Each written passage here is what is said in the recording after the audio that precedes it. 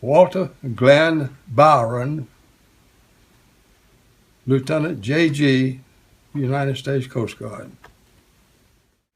My job was standing watch from port for 4 hours twice a day, running the engines, taking orders from the man on the bridge, full ahead or full astern or whatever the order might be. It was put on the ship, the John Sargant, SS John Sargant, which is a Liberty ship.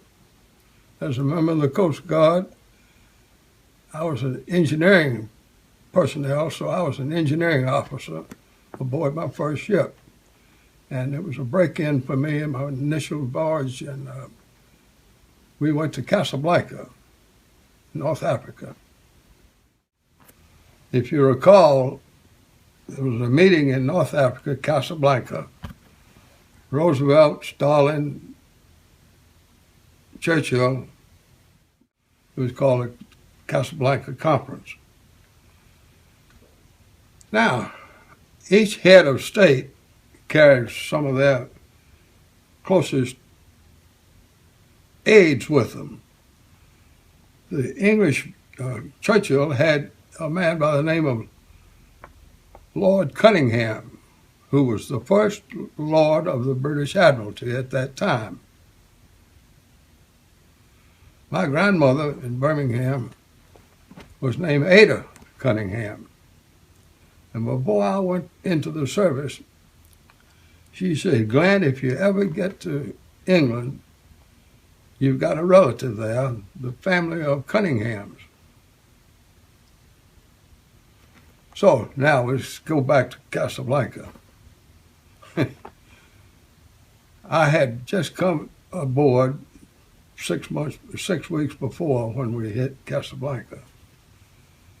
I had a clean uniform. It was pressed and looked pretty good. So the captain told me that I was to report the next morning with the 1 or 2 others and be picked up and taken to an assembly area where we would get ready to march in front of the heads of state. Well, it wound up that the heads of state were in their own Jeep, and they rode by instead of us marching by. They figured they could do it quicker that way and get away from us. Make a long story short, when they came by and the British Churchill came by, he slowed down and he stopped in close as he could get to our unit. The Navy man got out and came around and looked for Glenn Bowron, Walter Bowron. I held up my hand and said, "Ho," told him I was there. And he came and he shook my hand. He said, "Mr. Bowron," he says, I was so busy saluting him, I didn't know what to do. I didn't know whether you were going to shoot me or what. But he said, "I want to let you know that we were related. And I want to know how we were related." I said, "Sir, my grandmother, Ada Cunningham, is where it would come from." He said, Ada Cunningham. He lives in Alabama?" I said, "Yes, sir." He says, "It's a pleasure meeting you, son. Tell her hello for me." That was it. He turned, got back in his Jeep, and they went on.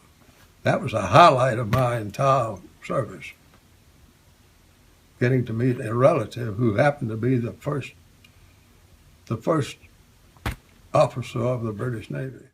Right off the coast of Bizerte in North Africa, we were hit by German personnel. And we didn't lose the ship, but we had to run the ship ashore, drain the water out, and beef up the broken spots, and we reshipped and brought that ship back to the United States. On another occasion, we were in North Africa. We were delivering personnel from Australia and New Zealand and different places. We were acting like a troop taxi. We were taking troops from one spot and sending them to another spot. And most of that was in Italy. Corsica, Sardinia. And that's when we had another loss of ship. But we reshipped and got back home safely. One occasion we had a boat come alongside where we were to pick up a pilot, and the mate up on the ship's top deck yelled down to the seaman to let down the ladder so that the man could come aboard. Well, he picked it up and threw it, and it wasn't attached anywhere. It just fell on the water. It hit the deck of the pilot boat and fell in the water. That was a funny occasion. We didn't take him aboard. We almost tried to kill him while he came aboard. That was funny. I came off of the duty from lunch one day, and I was standing out on the decks with the German prisoners coming aboard and getting settled in. And there was an American soldier there standing there with his .45 on his hip and a shotgun in his hand. He was guarding those German soldiers. They had a little freedom. They weren't down in the bunks. They were up on the deck getting some fresh air and whatever. And I turned to the sergeant. I said, "Sergeant," I said, "how do these guys get fed?" He said, "Sir," he says, we feed them regular C rations and K rations and whatever we've got. And we rely on the ships to supply coffee and other drinks, water and so forth." I said, "Okay, that's fine." He said, "But we've got some on this ship and it ought to be in the hospital." He called one man over. That man was not a German citizen. He was from one of the outlying countries at that time that Germany had taken over and taken them in and pressed them into the service. They needed personnel, and that's the only way they could get them. To make a long story short, he said, "This man is so sick, he doesn't need anything." I said, "Stay right here a minute. I'll go back into the kitchen and tell the chef." I said, "Chef, let me have a canteen with about this much soup in it." He said, "The only soup we've got is vegetable soup. We've got a lot of vegetables in it." I said, "That's perfect." He gave me what I wanted. I took it out there, poured it into his container that he had carried on his hip. And that was the first food he had had in some days. Well, I saw that he got food to eat at least once a day, every day he was on that ship, and it took us about 30 days to get home because that was when we met a hurricane leaving the Mediterranean and going back to Norfolk or Baltimore. Baltimore was our destination. He got him ashore alive, but I don't know whatever happened to him. I don't think he ever got back to the States. Back to home. That was an unusual occurrence. The same group of men were divided. All of the officers were put in number 1 tween deck, if you know what I mean. That's the first hole back from the bow. And the tween deck is that down about 9, 10 feet, and you got flooring in there. And below that is the rest of the hull of the ship where you would put cargo normally. But here we had all the officers up in the bow of the ship.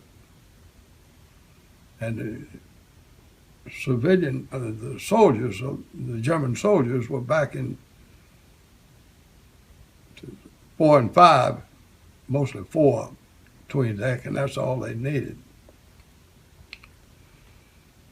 Now, how do you get into a tween deck from a deck above, out there where everybody is?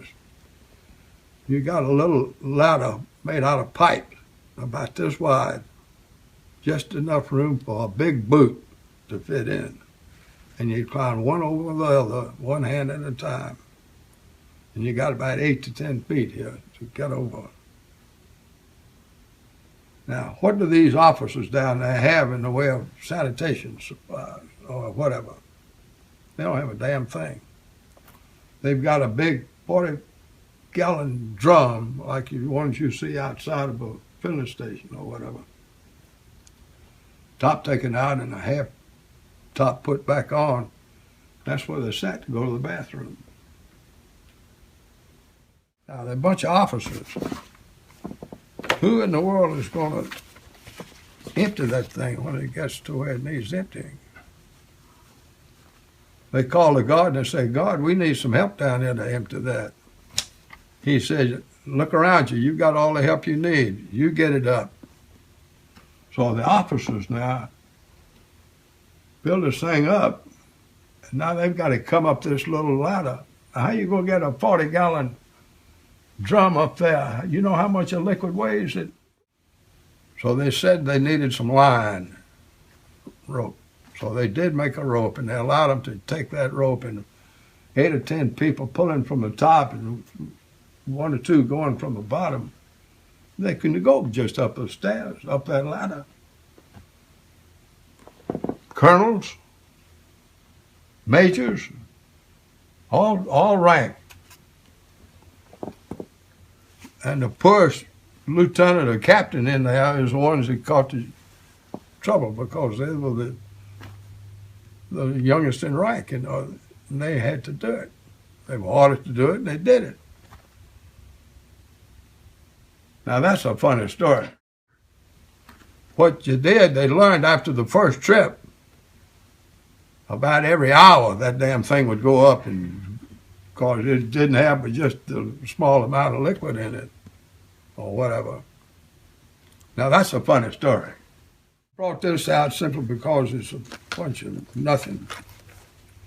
But it was what I kept out. We brought back a load of German soldiers one time.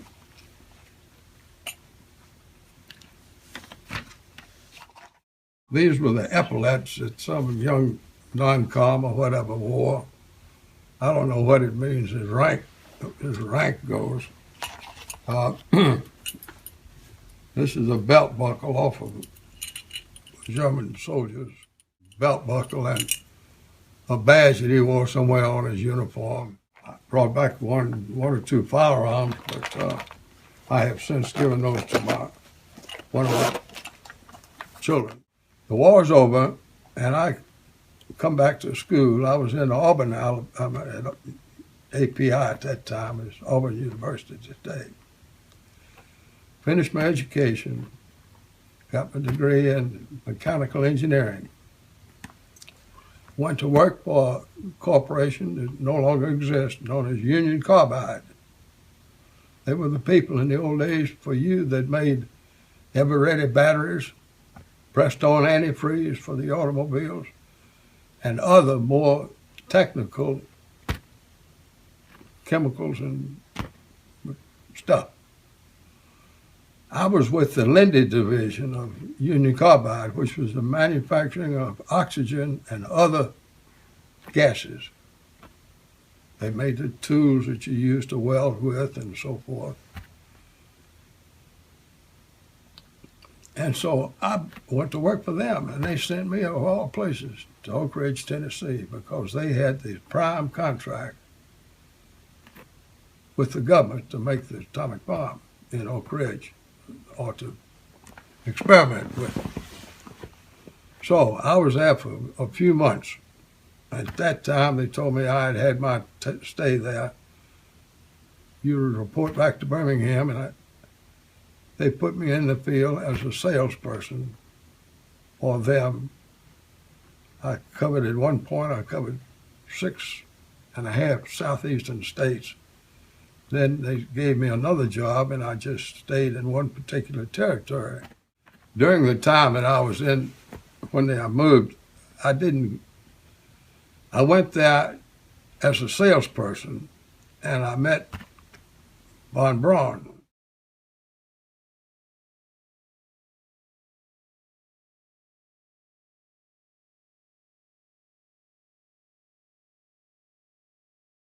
I was in a meeting one day, and it was breaking up around lunchtime, and everybody was going different places, and they knew that I was one of the men that had an automobile down in the garage, and he said, young fellow, would you run me back to my house if you got time to do that? He said, well, I'm about 5 minutes from here. I said, yes, sir, I can take you. So I put him in my company car and drove Von Braun to his house.